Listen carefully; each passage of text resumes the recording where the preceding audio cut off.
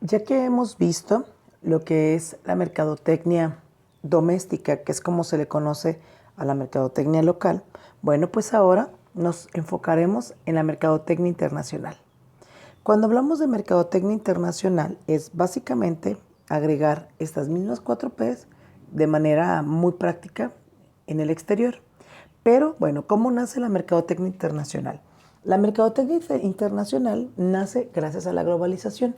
Nosotros entendemos que cuando la globalización se da, bueno, pues los mercados se abren, tenemos mayores oportunidades de poder tanto importar como exportar, ¿sí?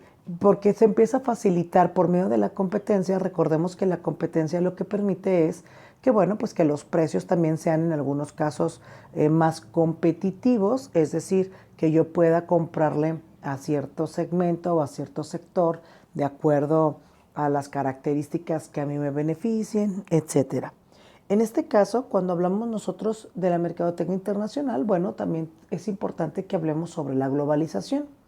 Por aquellos años de los 90, cuando se empieza a dar la globalización, bueno, es que se permite o que se empieza a generar beneficios para poder exportar productos de los mismos que yo ya tengo en el país y los puedo vender en otras áreas del mundo.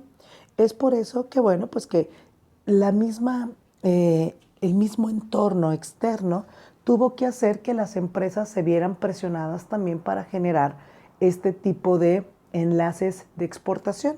Ahora, con la misma dinámica que se hace ahorita, en algún momento fue un poco más complicado.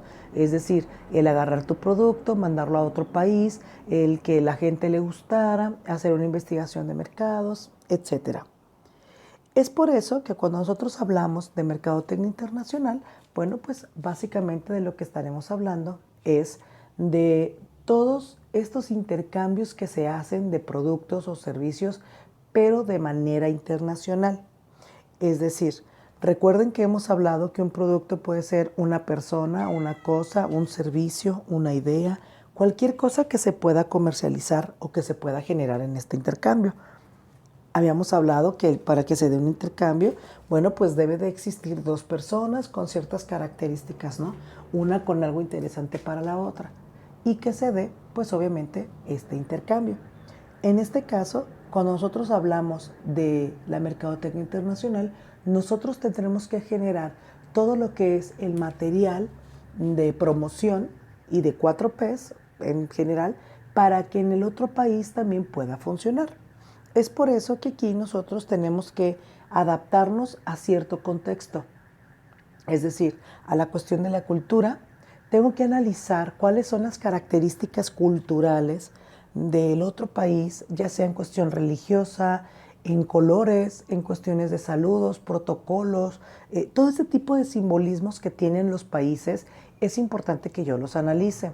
¿Por qué? Porque, por ejemplo, si yo exporto un producto en un lugar en donde, no sé, el producto tiene una etiqueta negra, en un lugar en donde el negro sea un símbolo de algo negativo, bueno, pues probablemente no me lo van a comprar.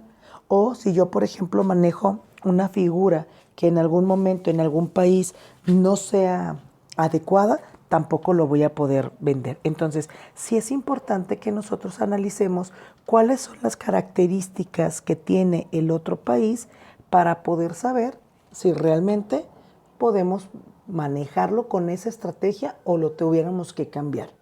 Al igual que la economía. Yo no puedo irme a un país y pensar que mi producto se va a vender a lo máximo cuando probablemente la economía o el poder adquisitivo de ese país no es el más elevado o no es el adecuado, ¿sí? Al igual que las políticas. Habrá lugares, por ejemplo, en donde yo mi producto no lo pueda mandar de la misma forma como lo vendo aquí en el país, ¿sí? Es decir, puede, y lo vimos en algún momento con estos empaques, en donde ya, por ejemplo, se tuvo que cambiar, por ejemplo, Bimbo tuvo que cambiar todos sus empaques para poder seguirle surtiendo a Estados Unidos. ¿Por qué? Bueno, pues por el simple hecho de que el gramaje no era el que se permitía ya. Entonces, aquí vemos cómo bajo este término las empresas también se tienen que adaptar, al igual que la segmentación. Es decir, no todos los mercados internacionales son iguales al que tenemos en nuestra mercadotecnia doméstica. Es decir, no todos los mercados, no toda la gente tiene las mismas características. Al igual que yo, por ejemplo, aquí puedo lanzar un anuncio comercial muy ligado a la familia, en otro país no lo voy a poder hacer, bueno, pues porque no son tan apegados. O, por ejemplo, yo aquí podría hacer una campaña religiosa muy fuerte, pero en otro país que eso no sea como tan sobresaliente o al menos no tan impactante. Entonces, sí tendremos que analizar cuáles son las culturas que tiene, las características, los gustos, cómo es realmente el público del otro país para poderle llegar de manera más efectiva. Es por eso que, bueno, cuando nosotros vamos a lanzar nuestro producto a otro país, tenemos que analizar el desarrollo económico. Es decir, hay que checar cuáles son sus costumbres, hay que checar, por ejemplo, cuál es la visión del país en cuestión política, en cuestión tratado de social, es decir, tenemos que analizar todo lo que tiene que ver con el otro país. No lo podríamos hacer a la ligera. ¿Por qué? Porque corremos el riesgo de que nuestro producto vaya a generarnos muchas pérdidas. Y en este caso hay que recordar que factores como la moneda son súper vitales y súper importantes, pues en el sentido de que pueden afectar o impactar en mi empresa. Porque no es lo mismo que yo aquí pague con peso mexicano a que me vaya, por ejemplo, a otro lado y que maneje euros. O sea, ahí también yo tengo que checar el valor de la moneda. Es por eso que las empresas y la mercadotecnia se manejan o se pueden manejar o tendrían que identificar tres tipos de ventajas, lo que es la ventaja comparativa, la absoluta y la competitiva. Cuando hablamos de una ventaja comparativa, es cuando nosotros, por ejemplo, tenemos dos opciones. Yo quiero que me lleven a cabo un celular. Entonces yo voy con dos empresas manufactureras y les pido que me lo hagan exactamente igual y lo cotizo. Entonces yo me voy a ir o voy a elegir sobre la empresa que me dé más barato. Cuando hablamos de comparativa, estamos hablando de que, bueno, pues aquí en este caso, si hablamos de empresas o países, bueno, pues la que me ofrezca el mejor precio, me voy a ir sobre de ella. Voy a comparar las características de comercialización que las dos me están ofreciendo. Y por otro lado, tenemos la ventaja absoluta. Cuando nosotros manejamos la ventaja absoluta, quiere decir que un país tiene ventaja total o mayor ventaja ante un recurso. Recordemos que los recursos existentes son tecnológicos, financieros, económicos, perdón, eh, tecnológicos, económicos, materiales y humanos. Son cuatro recursos importantes.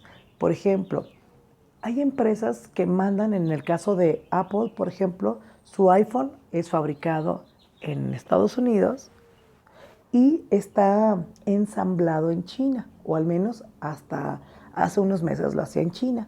¿Por qué? Porque la mano de obra es mucho más barata en China.